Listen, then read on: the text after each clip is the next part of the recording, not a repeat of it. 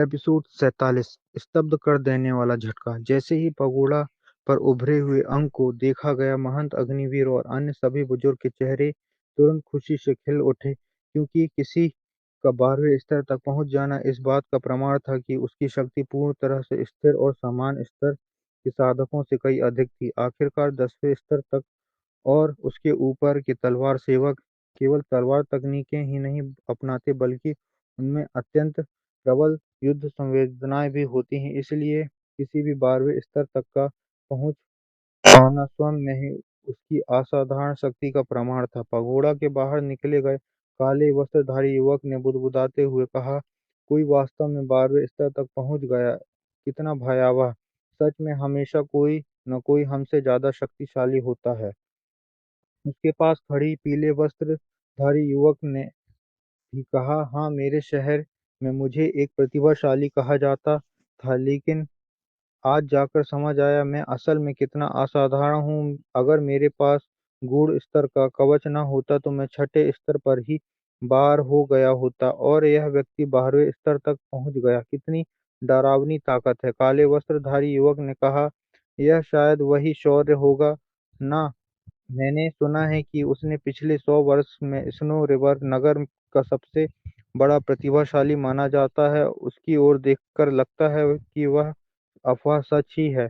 यह सुनकर वस्त्रधारी युवक ने मुट्ठी जोड़ते हुए कहा, भाई, यहाँ लोग होते हैं, वहाँ प्रतिस्पर्धा भी होती है। हम दोनों अभी-अभी तलवार संप्रदाय में आए हैं और हमारी शक्ति साधारण है। अगर हमें किसी का सहारा नहीं मिला होता तो आगे चलकर हम पर अत्याचार भी हो सकता है। आपको शौर के बारे में क्या लगता है? काले वस्त्रधारी युवक ने भौहें सिकोड़ ली। काफी देर चुप रहने के बाद उसने कहा, भाई, क्या तुम कह रहे हो कि हमें शौर्य की शरण लेनी चाहिए, उससे मित्र करनी चाहिए? पहले पीले वस्त्रधारी युवक ने कहा, मुझे यह विश्वास है कि तलवार संप्रदाय में कई छोटे छोटे गुट बनते होंगे, तो हम भी क्यों ना एक बनाएं। और यह समय सबसे उपयुक्त है। चारों ओर देखते हुए ये सभी युवक बाहरी प्रांगण के शिष्य बन चुके हैं और अभी अपने भविष्य को लेकर भ्रमित हैं। अगर हम उनसे मित्रता करने जाएं तो हम भी अवश्य तैयार होंगे। काले वस्त्रधारी युवक ने आसपास नजर दौड़ाई। सचमुच पगोड़ा के बाहर निकले युवक के चेहरे पर कोई विशेष खुशी नहीं थी, उल्टे कई के चेहरों पे हल्की चिंता साफ झलक रही थी। कुछ देर सोचने के बाद काले वस्त्रधारी युवक ने मुट्ठी जोड़ते हुए कहा, मैं चैन हूँ। भाई, आपका नाम? हाँ, मैं रेन हूँ। भाई हुआंग, जब हम बाहरी प्रांगण में प्रवेश करेंगे तो कृपया मेरा ध्यान रखना। अरे नहीं नहीं भाई चेन, आप मुझसे बस एक स्तर नीचे हैं। अगर वास्तव में तुलना करें तो शायद आप मुझसे भी अधिक शक्तिशाली हों। भाई हुआंग, क्या आप मजाक कर रहे हैं? मैं अपनी क्षमता अच्छी तरह जानता हूँ। आपने छठे स्तर तक चढ़ाई की, यह आपके पाप में एक प्रमाण है कि चाहे साधना हो या युद्ध शक्ति, आप मुझसे श्रेष्ठ हैं। ठीक है भाई चेन, इन बातों को छोड़िए। देखिए, दो और लोग बाहर आ गए हैं। चलिए जल्दी से उनसे मित्रता करते हैं, वरना कोई देर हो जाएगी। वे पहले ही अपना गुट बना लेंगे। ठीक। 12वां स्तर वीर। पगोड़ों के 12वें स्तर के भ्रमणात्मक क्षेत्र में वीर तलवार थामे लगातार तलवार सेवक पर आक्रमण कर रहा था। उसके तूफानी हमलों के सामने तलवार सेवक स्पष्ट रूप से दबाव में था और केवल बचाव ही कर पा रहा था। वीर ने उसे पलटवार करने का कोई अवसर नहीं दिया। उसने उसकी तलवार की गति और शक्ति बढ़ा लगातार बढ़ती जा रही थी। क्लैंग। अंततः वीर ने तलवार सेवक की रक्षा में एक कमी देखी। उसने एक ही झटके में उसकी तलवार को उछाल दिया, फिर दाएं हाथ को झटका देते हुए सीधा वार किया। तलवार सेवक के शरीर में तलवार घुसते ही वह तुरंत गायब हो गया। उसे गायब होते देख वीर धीमे स्वर में कहा, इन तलवार सेवकों में एक साथ अभ्यास करने में से मेरी मूल तलवार तकनीक और भी निपुण होती जा रही है। अगर मेरी गति और शक्ति थोड़ी बढ़ जाए तो मैं यह तकनीक वास्तव में भयावह बन जाएगी। पहले भी वीर को लगता था कि मूल तलवार तकनीक कमजोर नहीं है। अब इन युद्धों के बाद उसका विश्वास और भी मजबूत हो गया। मूल तलवार तकनीक केवल दो बातों पर जोर देती है, गति और शक्ति। एक बार शत्रु को निकट पहुंच जाए, फिर इन दोनों की चरम सीमा तक पहुंचा दो, तब विरोधी के लिए यह किसी बुरे स्वप्न से कम नहीं होगी। आरव वीर ने आगे चढ़ाई नहीं की। वह वहीं खड़ा रहा, आंखें बंद किए अभी हुए युद्ध के प्रत्येक दृश्य को मन में दोहराने लगा। 10वें स्तर से कहीं हर वह हर विजय के बाद अपनी युद्ध शैली को आत्मा आलोचन करने लगता था। काफी देर बाद उसने आंखें खोली और कहा, मैंने तीन बड़ी कमियां उजागर की हैं। अगर यह तलवार सेवक थोड़ा और शक्तिशाली होता तो शायद मुझे गंभीर चोट लग सकती थी। इसके अलावा मैं उसकी कमियां पहचानने से भी चूक गया। लगता है मेरी क्षमता काफी अभी अपर्याप्त है। इसे कहते हुए उसने गहरी सांस ली। 13वें स्तर की ओर बढ़ गया। 13वां स्तर पर भी केवल एक ही तलवार सेवक था, लेकिन इस बार वीर का भाव थोड़ा गंभीर था, क्योंकि यह तलवार सेवक कम से कम 10वें स्तर वाले तलवार सेवक से 3 गुना अधिक शक्तिशाली था। सौभाग्य से इसे 12वें स्तर वाले तलवार सेवक को मानक नहीं बनाया गया, अन्यथा उससे 3 गुना शक्तिशाली शत्रु से निपटना अत्यंत कठिन हो जाता। बिना किसी अतिरिक्त शक्ति या मुद्रा के वीर ने अत्यंत साधारण वार किया और युद्ध शुरू हो गया। 10वां स्तर शौर्य। पगोड़ों के 10वें स्तर पर शौर्य की लड़ाई वीर की तुलना में कई अधिक उग्र थी। वह निकट युद्ध में नहीं उलझा, बल्कि तलवार ऊर्जा का सामना कर रहा था। चारों ओर क्षैतिज और ऊर्ध्वाधर रूप से तलवार ऊर्जा लहरें दौड़ रही थी। डिंग! एक क्षण की लापरवाही में तलवार ऊर्जा की एक ही क्षण उसके पसीने से आ लगी। सौभाग्य से उसके वस्त्रों के भीतर गूढ़ स्तर का कवच था, वरना वह उसी क्षण पगोड़ा के बाहर आ जाता।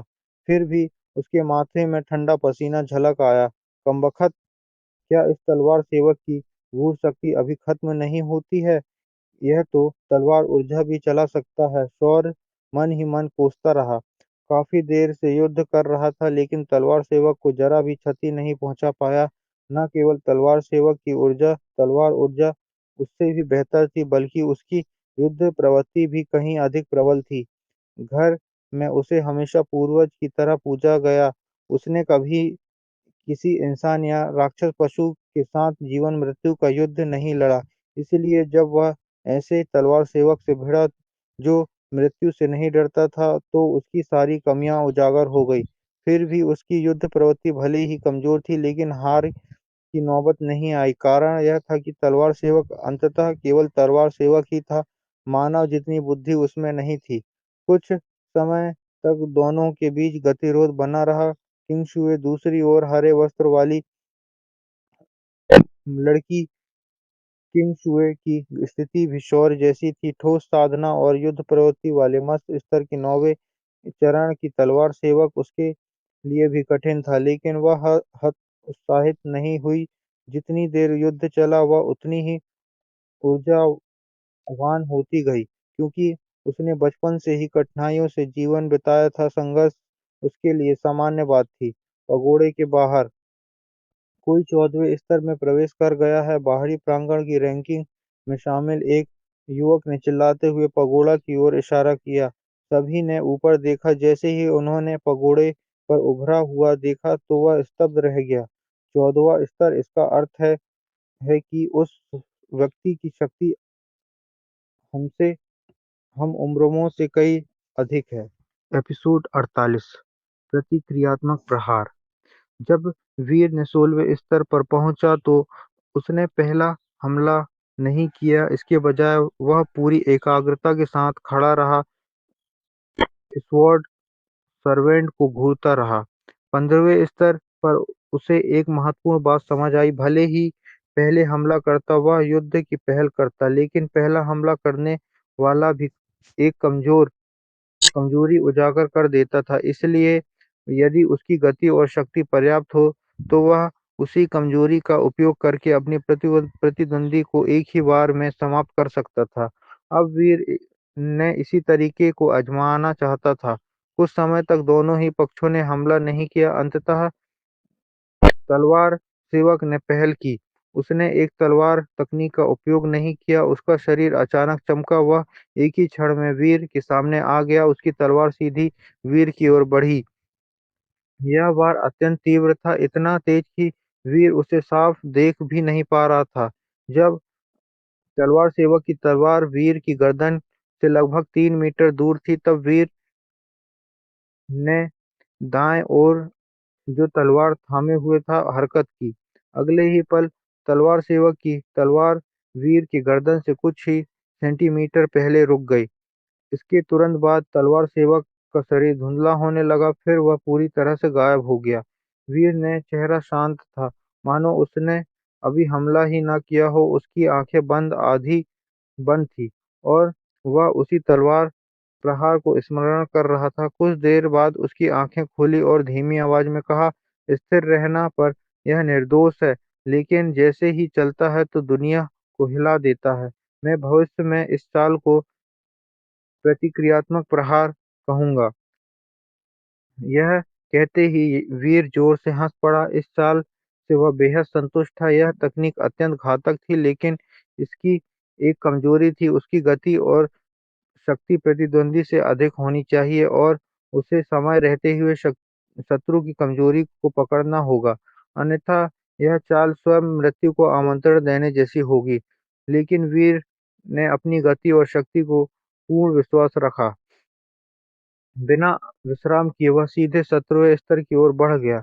इस समय उसे युद्ध की तीव्र लालसा थी, क्योंकि केवल युद्ध के माध्यम से ही वह अपनी बेसिक स्वॉर्ड टेक्निक और अभी-अभी समझी गई रिलेटिव स्ट्राइक को पूर्ण बना सकता था। लगातार युद्ध ही उसके लिए अधिक शक्तिशाली बना सकता था और इस पगोड़ा के भीतर मौजूद स्वॉर्ड सर्वेंट उसके लिए सर्वोत्तम अभ्यास के साथी थे। पगोड़ा के बाहर उथल-पुथल मच गई। वीर को इस बात का बिल्कुल भी एहसास नहीं था। जैसे ही उसने शत्रु स्तर पर कदम रखा, पगोड़े के बाहर कोलाहल मच गया। यहाँ तक कि वे घमंडी और अभिमानी अदर कोर्ट के रैंकिंग के शिष्य भी स्तब्ध रह गए। शत्रवा स्तर कायो कायो ने जोर जोर से हंसते हुए चिल्लाया, जैसा कि स्वॉर्ड रिवर्सिटी से हमें प्रतिभाशाली जीनियस की उम्मीद थी।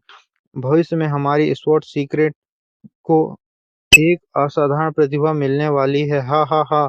कायो अपनी भावनाओं को नियंत्रण खो चुका था, मानो कोई खलनायक अपनी महत्वाकांक्षा पूरी होते हुए देख रहा हो।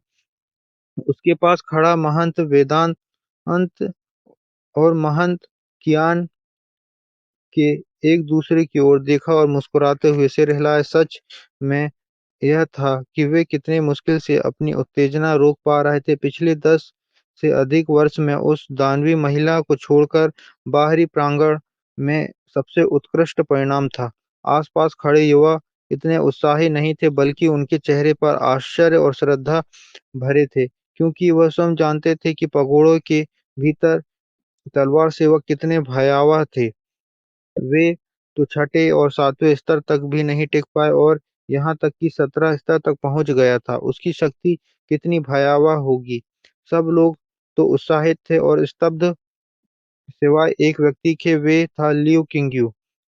वह शुरुआत से ही वीर पर नजर रखे हुए था, लेकिन जब तक वीर ने पगोड़े के बाहर नहीं आया, इसका मतलब था वीर कम से कम 10वें स्तर तक पहुंच गया था। 10वें स्तर तक पहुंचना यह दर्शाता था कि वीर की प्रतिभा और शक्ति अत्यंत उत्कृष्ट थी। कम से कम वह ली कुंग्यू से कम नहीं था, क्योंकि ली कुंग्यू स्वयं भी केवल 10वें स्तर तक पहुंचा था। यदि वीर बाहरी प्रांगण का शिष्य बन पाया, उसे संप्रदाय के संसाधन मिलने लगेंगे। भले ही वह तुरंत लियू किंगयू के को पार ना कर पाए, फिर भी वह भविष्य में एक बड़ा खतरा बन सकता है।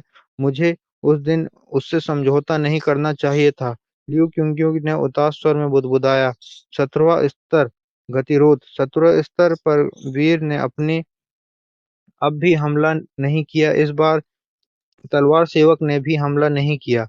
इस इससे वीर थोड़ा आश्चर्य हुआ। क्या स्वॉर्ड सर्वेंट में मेरी मंशा भांप ली है? उसने अन्य कुछ नहीं सोचा, उसकी आंखें हल्की बंद हो गई। वह पूरी तरह सतर्क था, क्योंकि तलवार सेवक अत्यंत शक्तिशाली था। इसने आभा भी वीर समझ गया कि यदि तलवार सेवक छोटा भंवर भीतर मौजूद ग्रे वुल्फ से लड़े तो ग्रे वुल्फ निश्चित रूप से हार जाएगा। दूसरी शब्दों में, तलवार सेवक न केवल समान स्तर के मानव से अधिक शक्तिशाली था, बल्कि समान स्तर के डार्क बीस्ट से भी अधिक भयावह था। इसलिए वीर ने जरा भी लापरवाही नहीं की। वीर ने पहला हमला नहीं किया और इस तलवार सेवक ने भी नहीं किया। दोनों लंबे समय तक गतिरोध में रहे। समांतर दृश्य, जियांग शौर्य। दूसरी ओर, शौर्य ने 10वें स्तर के तलवार सेवक को अत्यंत कठिनाई से हराया और 11वें स्तर तक पहुंच गया। यहाँ के तलवार सेवक की शक्ति महसूस करते ही उसका चेहरा गंभीर हो गया। काफी देर चुप रहने के बाद उसने गहरी सांस ली और कहा, 20वां स्तर, आज मैं शौर्य इस रिकॉर्ड को तोड़ूंगा। यह कहते ही उसने अपनी शक्ति दबाव छोड़ा। उसके पूरे शरीर की आभा विस्फोट के रूप में बढ़ने लगी। उसी क्षण पगोड़ा के बाहर सभी के चेहरे बदल गए। कायो और आओ चेतना रूप से चिल्लाया, फर्स्ट हेवन रियलम। कोई पगोड़ा के भीतर फर्स्ट हेवन रियलम। यह वाक्य मानो झील में फेंके गए पत्थर जैसा था। लहरें चारों ओर फैल गई। अब कोई आश्चर्यचकित नहीं था, सभी हक्का बक्का थे। अचानक किंग शुए उसी समय एक आकृति पगोड़ा के बाहर टेलीपोर्ट हुई। सबने देखा, यह किंगशुए थी। जब एक महिला उससे सहारा देने आगे बढ़ी तो कायो उस अचानक वहां पहुंच गया और हाथ के इशारे से उसे पीछे हटने को कहा। किंगशुए को देखते हुए उसकी आंखें तीव्र प्रत्याशा थी, यहाँ तक कि उसके हाथ भी कांप रहे थे। महंत कियान और फे फेंगयू स्थिति भाप भाप के पास आए। जैसे ही उसका ध्यान से निरीक्षण किया, वे समझ गए कि किंगशुए जमीन पर पद्मासन पर बैठी थी। उसके चारों ओर ऊर्जा असामान्य रूप से लहरें लगी। उसकी आभा लगातार बढ़ रही थी। वह पहले ही मॉर्टल रियलम के 9वें स्तर पर थी। यदि हुआ तो वो फर्स्ट हेवन रियलम पर होगी। यह सोचते ही आसपास के सभी ने ठंड भरी सांस ली। एक फर्स्ट हेवन रियलम के विशेषज्ञ पहले ही पगोड़ा के भीतर और अब एक और बाहर कर रही है। कितना स्वर्ग विरोधी।